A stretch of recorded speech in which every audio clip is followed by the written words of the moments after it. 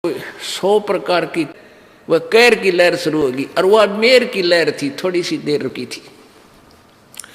कहते वहां सतलोक के अंदर जाके जहां से तू आया है बावले, ए भोले प्राणी, जहां तू रहता था और जिस सुख को तू तलाश कर रहा है वो यहां नहीं है, वो उस सतलोक में है।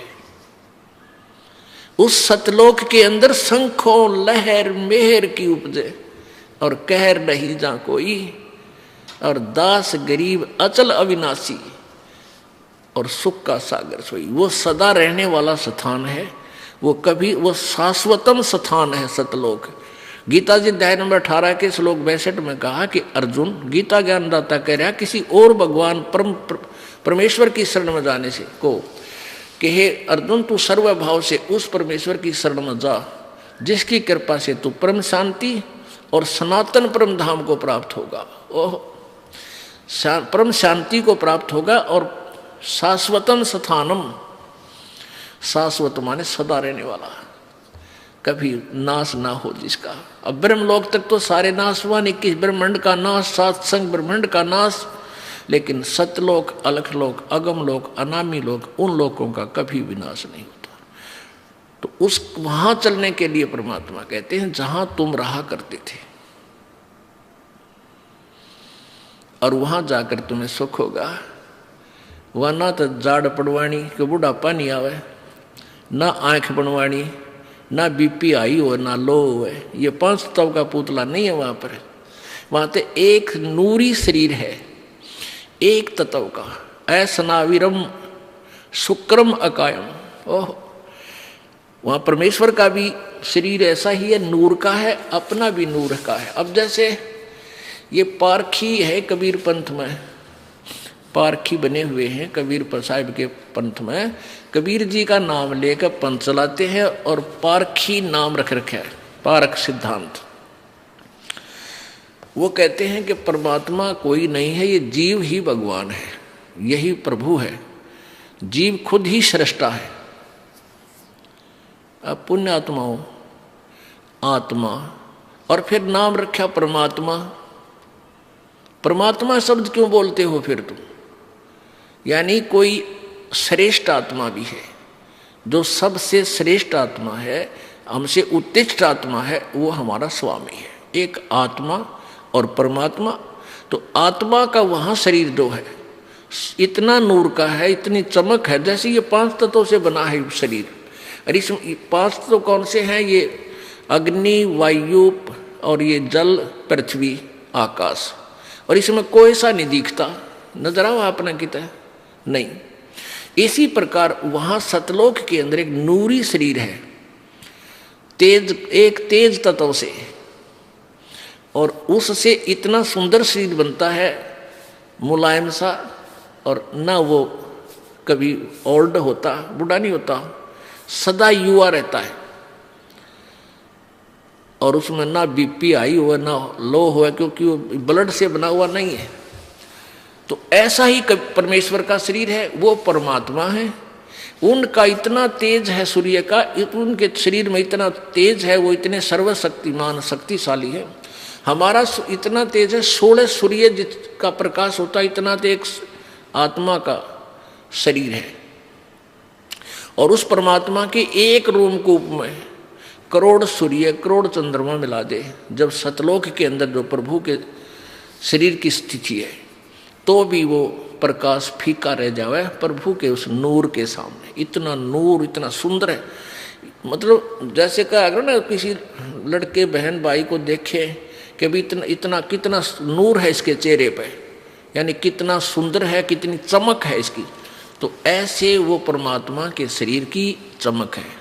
और वहां आत्मा का शरीर भी नूर, एक तत्व से बना हुआ है। अब हम वहां से आए हैं, और जब तक वहां नहीं जालेंगे हमें सुख नहीं हो सकता। वहां जाने के लिए कौन सी विधि अपनानी है, कैसी अपनानी है, कैसा संत चाहिए, कौन सा मंत्र चाहिए, वो ये दास बतावेगा। वैसे तो अपनी अपनी कह गए इस दुनिया के माँ, और बिन साहिब की बंदगी की तो ठोर ठिकाना ना। अपनी अपनी सभी बताते हैं, ये दाप कर लो, ये भक्ति कर लो, ये मंत्र कर लो, एक माला दे दी, ले कंठी, तू चेला मैं गुरु। ये कोई बात हुई? अब यहाँ आते हैं बिहार के बच्चे, परमात्मा की प्यारी आत्मा, ये बहुत अच्छी आत्मा जो इतनी दूर सफर करके आई, बाल बच्चों को लेकर आए, वर्ष भी बूढ़े भी। अब इनको उल्टे रंग में रंग रखा वहाँ नकली कबीरपंथियों ने। एक तुलसी की लकड़ी की माला दे रखी है, गले में गाल दी, नो कहे माला नहीं उतारेंगे, कंठी हो, कंठी नहीं खोलेंगे। इस कंठे ने शर्मा मार लिया, बता क्या करेगी इस कंठी का, क्या करोगे? अरे परमात्मा ने जो ज्ञान दिया है उसके आधार से चलो, और तुम सारी क्रिया करो, दुर्गति हो रही तुम्हारी, घर में इतना दुख, शरीर में कष्ट, इस कंठी ने कोई लाभ नहीं दिया तुम्हारे। परमात्मा कबीर जी ने कहा था, ये कबीर जी ने कंठी से सिलसिला नहीं चलाया, ये तो नकली कबीरपंथियों ने बाद में इन भोली आत्माओं को बांधने के लिए सिस्टम तैयार किया।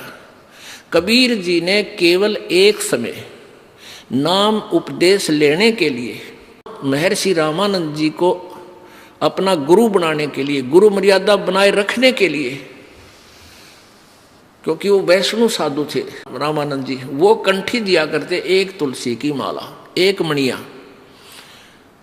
और वो जो है ना वैष्णव साधु माना जाता था। अब परमात्मा ने उनकी शरण ली। रामानंद जी ने कंठी का लिए उसमें नहीं कहा, लेकिन उन्होंने वो जो स्नान करने के लिए गए थे रामानंद जी पंचगंगा घाट पे, और कबीर जी 2-2.5 वर्ष का बच्चे का शरीर बना के और पैड़िया में लेट गए थे अंधेरे में। सुबह सुबह रामानंद जी का खड़ाऊ सिर में लगी परमात्मा के, और एकदम जब झुके नीचे को, जब कबीर जी ने बच्चे की तरह रोने की लीला की, तो जो ही रामानंद जी झुके नीचे को, उनकी कंठी हुआ एक तुलसी वाली कबीर जी की गले में डल गई। अंधेरे में रामानंद जी को पता नहीं चला। तो फिर ये कथा फिर सुनाएंगे आपको, क्योंकि ये प्रसंग और सुनाना, इसलिए एक शॉर्टकट में बता रहे हूँ। रामानंद जी के एक शिष्य ने जो सत्संग कर रहा था, कबीर जी ने उसको टोका था। तो रामानंद जी के शिष्य ने पूछा कि तू वेद शास्त्रों के बारे में कैसे जानता है, तूने तिलक क्यों लगा रखा है, क्या तूने किसी से नाम ले रखा है? परमात्मा बोले हाँ, मैंने उसी से नाम ले रखा जिसे तूने ले रखा है। अब वो रामानंद जी ब्राह्मण, और वो सत्संग कर रहा था, वो रामानंद जी का शिष्य ऋषि, इस बात से वो कुपित हो गया कि झूठ बोलता है तू, हमारे गुरु जी तो किसी को नाम नहीं देते, शूद्र को, तू जुलाहा जाति का, तूने मेरे गुरुदेव को नीचा दिखाया है। रामानंद जी के पास ले गए। स्वामी जी ने जब उनसे वार्ता की तो परमात्मा ने, रामानंद जी ने कहा कि तूने मेरे से कब नाम लिया? परमेश्वर ने बताया कि ऐसे ऐसे आप स्नान करने गए थे और मैं वहाँ लेटा हुआ था, आपकी खड़ाऊ मेरे सर में लगी थी, मैं बालक था छोटा सा, और तब आपने मुझे कहा था बेटा राम राम बोल, और ये कंठी आपने मेरे गले में डाल दी थी। और डली थी वैसे कुदरती, झुकने के कारण रामानंद की निकल गए और परमेश्वर कबीर जी के गले में डल गई थी। तो कबीर जी ने कहा, रामानंद जी ने कहा कि मैं शिष्य जिसको बनाता हूँ उसको कंठी देता हूँ, ये माला देता हूँ एक मनके की, तेरे पास है? काट के दिखा दी। कहाँ जी, ये लो। कहने मैंने तेरे को कब दी? कि जिस दिन ऐसे ऐसे कहानी बनी उस दिन आपने मुझे दी थी। तो वो परमात्मा ने केवल इसलिए वो कंठी डाली थी कि इसकी भ्रम तोड़ दूं इस रामानंद जी को। फिर रामानंद जी से चर्चा की, ज्ञान गोष्ठी हुई, फिर रामानंद जी को सतलोक दिखा परमेश्वर ने।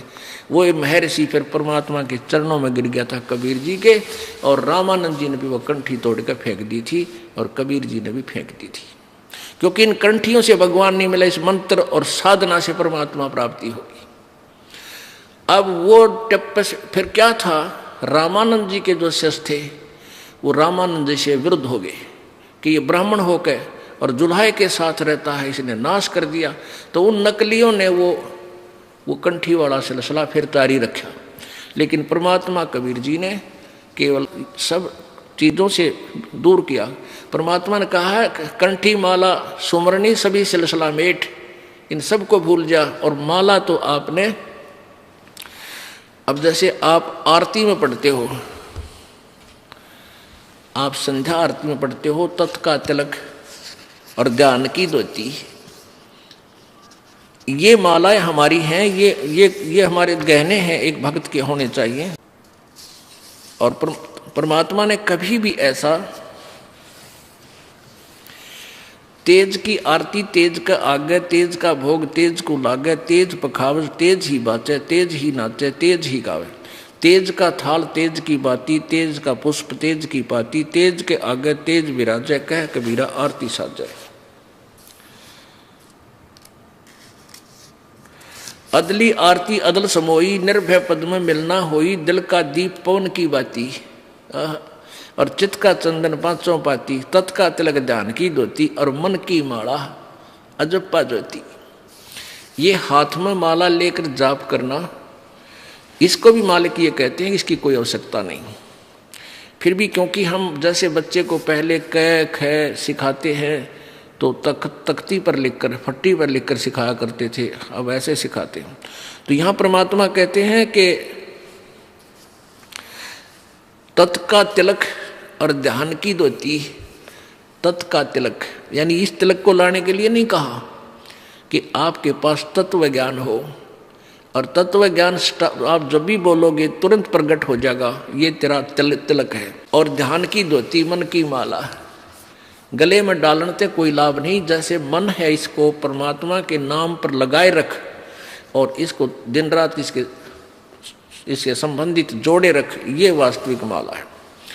तो ये परमात्मा हमें यही बताना चाहते थे कि तुम जो साधनाएं कर रहे हो इनसे कोई लाभ नहीं होगा।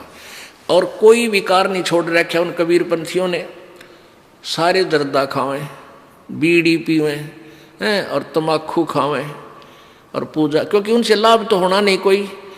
अब जैसे ये दास इस हरियाणा में यही इसी तरह के तम्बाकू और शराब यहाँ भी एक नंबर पर है, खूब पीवे हैं, तम्बाकू भी खाते हैं।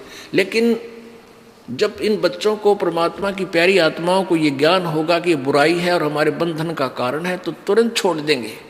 देखा देखी बुराई लगाई है, वो पी रहा है मैं भी पी लूँ, ले पी ले। वो पीने वाला, एक पीने वाला 200 ने आदत खराब करेगा। अब हमारे बच्चे उनको त्याग रहे हैं, सभी मेरे जो दास के अनुयायी हैं, परमेश्वर कबीर जी के सेवक हैं, ये अब सब बुराई त्याग देते हैं। इनको पता है कि भगवान चाहिए तो त्यागना पड़ेगा, ना तो मर कुएं में पड़ गए, फिर कोई लाभ नहीं होगा, हाहाकार मच जाएगी, घर में भी दुख होगा, शरीर में भी कष्ट हो जाएगा। तो ईब 10 बच्चा ने छोड़ी हमारा ने, उन 200 की छुड़वाई। अब हजारों ने छोड़ी तो 10,000 की छुड़वा दी, 1 लाख ने बुराई छोड़ी तो 10 लाख की छुड़वा दी। तो बुराई घर भी ऐसे ही किया था, एक पीने लगा 10 को सिखा दिया, 10 ने फिर 20 को सिखा दिया, हजारों को सिखा दिया। तो ऐसे ही बुराई हम हटाएंगे समाज से, दास का ये मुख्य उद्देश्य है, क्योंकि इसके बिना भक्ति बन नहीं सकती। जैसे किसान खेत बीजता है और खेत को संवारेगा नहीं, वैसे बीज दे उसको कुछ नहीं मिलना, व्यर्थ प्रयत्न है, वो बीज भी बर्बाद करना है। तो दास का उद्देश्य है कि पहले आपको हर बुराई से दूर करूं जो आवश्यक ही नहीं हमारे मनुष्य जीवन की, और फिर ये नाम रूपी बीज आप में बोऊंगा, देखियो परमात्मा कितना सुख देगा आपको। अब कल आपने सुना था, तिल भर मछली खा के परमेश्वर कहते हैं और लाख गऊ दे दान। एक गऊ, लागड़ गऊ, दूध वाली गऊ दान देने का बहुत पुण्य लिखा पुराणों में। कहते हैं तिल भर मच्छी यानी मांस खा के, एक तिल जितना, और लाख गऊ दे दान, उससे भी कोई लाभ नहीं होगा तो भी नरक निदान है। ओहो। तो इसी प्रकार परमात्मा कहते हैं जरा सा भी तम्बाकू खा लिया इस नाम लेने के बाद, और बीड़ी सिगरेट पी ली या पान खा लिया जिसमें नशा होता है, तो उसी दिन तेरा भक्ति नष्ट हो जाएगी, ये नाम नहीं रहेगा। अब समझदार व्यक्ति नहीं गलती करेगा, जैसे माता गर्भ को रख यतन बना और ठेस लगे तो छन्न हो तेरी, ऐसे भक्ति जा। किसी बहन को 5, 7, 10 वर्ष में कोई गर्भ रहा हो, फिर वो रात में भी दुखी रहती है, कि चिंतित रहती है, जब वो करवट लेती है तो भी एकदम उठ के बैठ जाती है, कहीं मेरे बच्चे पर दबाव तो नहीं पड़ गया और ये खराब तो ना हो गया है, भगवान मेरा गर्भ खराब ना हो जाए। तो वो फिर उसको प्रफुल्लित कर लेती है, फिर वो बालक, वो लाल उसको प्राप्त होता है। ऐसे ही ये भक्ति है, इसको इतने जतन से रखना पड़ेगा आपने, यदि परमात्मा चाहते हो ना, यह आने की कोई आवश्यकता नहीं, क्यों डले ढो खाम का। और आज देखना कुछ दिनों के अंदर ये समाज सुधरेगा, आपकी हर इच्छा परमात्मा पूरी करेगा, घर का दुख मिटेगा, शरीर का कष्ट मिटेगा, जो लाखों रुपए से बिना मिटना था। तो फिर आपको कितनी शांति और कितनी खुशी होगी और कितनी उमंग से आप आओगे। पहले वो बीमारी पर पैसा लगाते थे, फिर दान में खर्चोगे और दान से आपको पुण्य होगा। कहते हैं धर्म तो दसके नहीं, दसके तीनों लोग, और खैर आयत में खैर है कीजिए आत्म भोग। अब हमने ये साधना करके, क्यों करते हैं साधना? कि हम सुख सागर प्राप्त करें, हम सतलोक में चलें। हम कहाँ से आए थे और क्यों फंसे काल के जाल में? आप जी को अब एक सृष्टि रचना सुनाना चाहेगा ये दास, जो परमेश्वर पूर्ण ब्रह्म कबीर परमेश्वर जी ने अपने द्वारा रची हुई सृष्टि को स्वयं ही आकर बताया है। क्या बताया था परमात्मा ने? धर्मदास ये जग बोराना, कोई न जाने पद निर्वाणा। यही कारण मैं कथा पसारा, सबसे कहिए एक राम नियारा। यही कथा जग जीव सुनावो, सब जीवों का भरम नसाओ। भरम गए जग वेद पुराणा, आदि राम का भेद न जान्या। अब 600 वर्ष पहले परमात्मा ने ये कहा था कि धर्मदास अब तुझे मैं ब्रह्मा विष्णु महेश की उत्पत्ति बताता हूं। अब मैं तुमसे कहूं चिताई, और इस तेरे देवन की उत्पत्ति भाई, तेरे तीनों देवताओं का जन्म कैसे हुआ ये बताता हूं। अब धर्मदास जी चिंगर गया कि हे महाराज आप तो बड़े, क्योंकि कबीर परमेश्वर जी मुसलमान फकीर के रूप में मथुरा में मिले थे उस पवित्र आत्मा धर्मदास जी को, और परमात्मा ऐसे काटे का ज्ञान सुना रहे थे। धर्मदास जी उकस उकस के नाराज हो रहे थे अंदर अंदर से कभी, और फिर ज्ञान तथ्य देखकर सामने गीता और वेदों को और पुराणों को फिर कुछ मन में सोचने पर विवश भी हो रहे थे। अब परमेश्वर कबीर जी ने जो सृष्टि रचना सुनाई थी, ये दास आपको एक बार मौखिक सुनाएगा वर्बली, और फिर आपको प्रमाण दिखाएंगे अपने ही सदग्रंथों में। हे भगवान, तो पुण्यात्माओं, पूरा विश्व परमेश्वर की परिभाषा से अपरिचित है, और जब तक हम परमात्मा की परिभाषा से परिचित नहीं होंगे हम भक्ति भी नहीं कर सकते। क्योंकि ये नकली संत, ये महंत, ये मंडलेश्वर महर्षि आपका ऐसे ही हंडोला बनाए रखेंगे, ये नाम ठीक है वो ठीक नहीं है, ये ऐसी भक्ति करो ये ऐसा कर लो। कोई बात हुई या? अब एक भगवान और उसके पाने का रास्ता भी एक ही है। आम का बीज एक ही है, आम की गुठली, और बबुल का बीज बीज करने का ये भी आम देगा, कभी नहीं लगेगा। सबसे पहले परमेश्वर पूर्ण ब्रह्म कबीर देव जी अकय लोक में रहते थे। अकय लोक, उसको अनामी लोक भी बोलते हैं। उसमें परमेश्वर अकेले थे। उस पूर्ण परमात्मा ने, कबीर जी ने अपने वचन से नीचे के 3 लोक और रचे, 3 लोकों की रचना की। वो कौन कौन से हैं?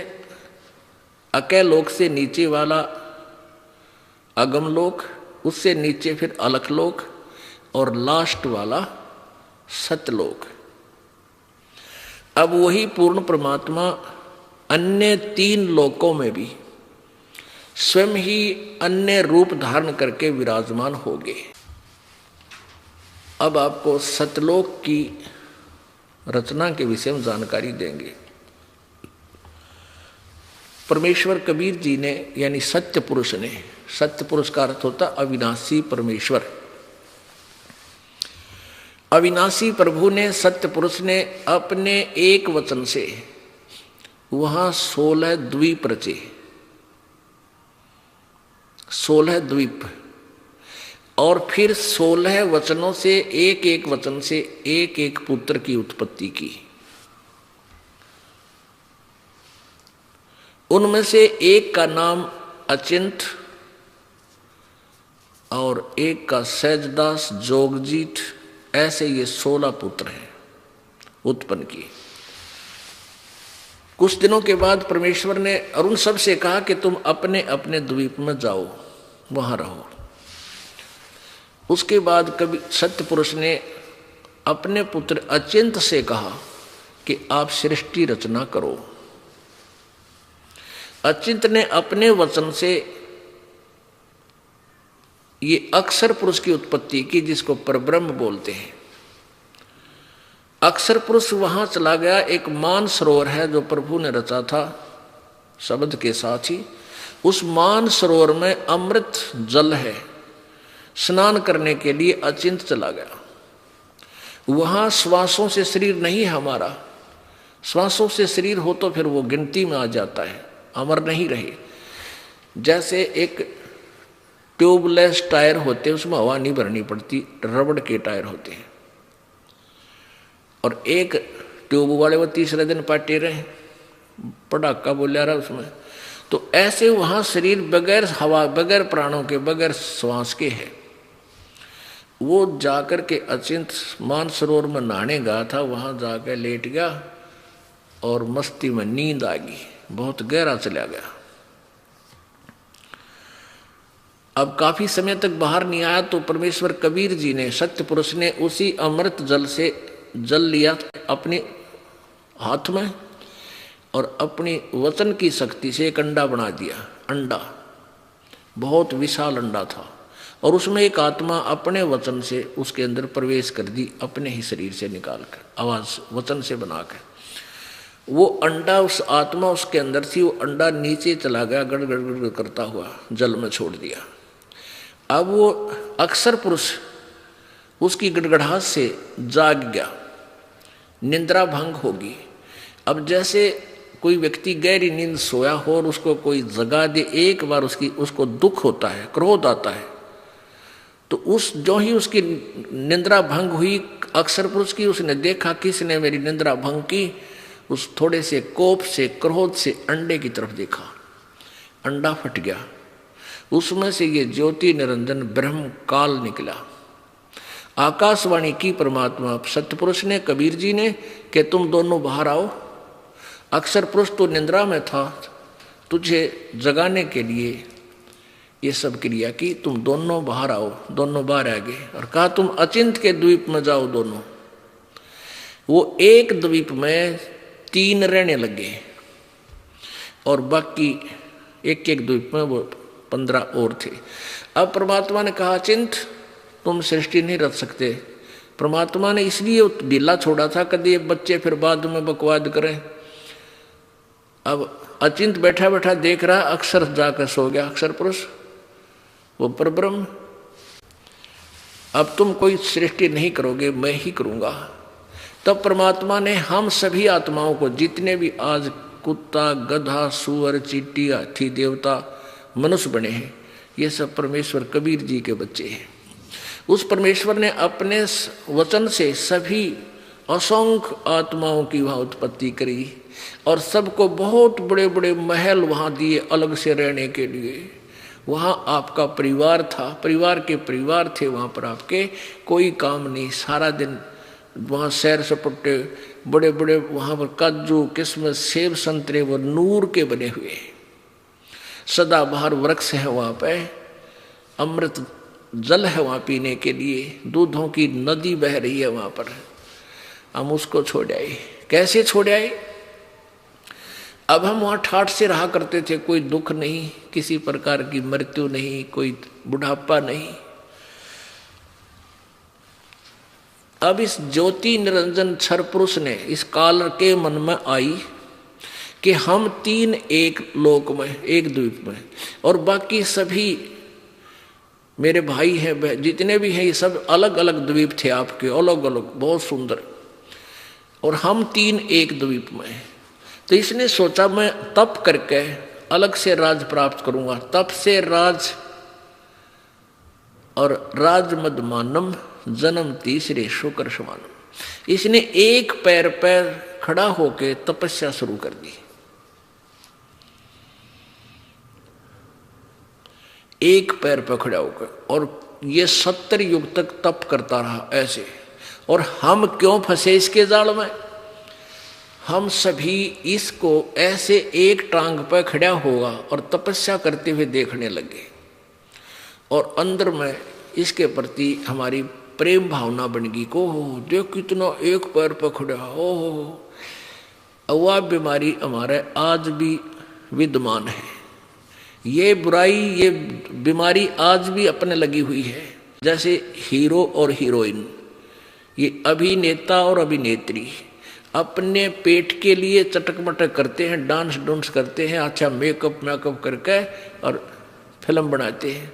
और ये भोले प्राणी युवा बच्चे उनको देख देख कर का वो मेरा फेवरेट हीरो है, वो मेरा फेवरेट हीरो है। टट्टू के फेवरेट है, बताओ, वह नाचता कूदा अपने पेट के लिए, तुम उसको उसके ऊपर आसक्त हो रहे हो। अब उनमें से कोई भी हीरो या हीरोइन, अभिनेता या अभिनेत्री हिसार में या बरवाला में आ जा, देख इन जवान बच्चों की वहां समूह कितना कट हो जा, कितने इकट्ठे हो जाएंगे, और न देखेंगे वो खड़ा इतनी 1 किलोमीटर दूर मंच पर, वो खड़ा, वह खड़ी देख, और सारा दिन धक्के खा के वापस आ जा। बता के ले आए उसने देख के?